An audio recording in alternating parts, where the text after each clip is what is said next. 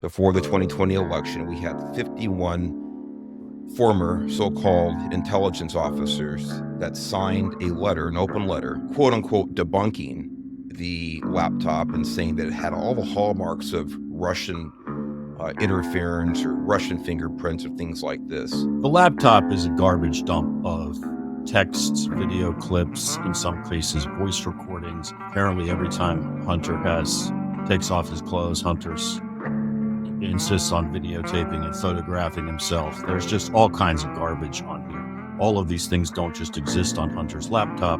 They've been backed up to the cloud.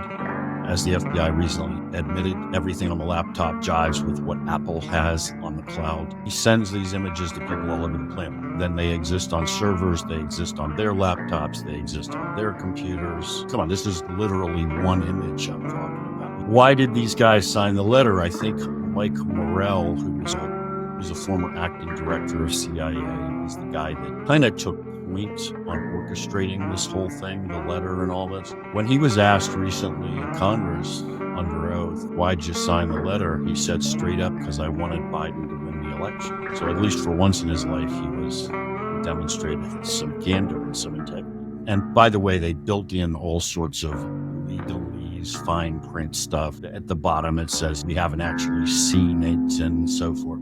They gave themselves an escape hatch, but they knew the whole thing would be translated on the front page of the Washington Post to 51 top spies say the laptop's a fake.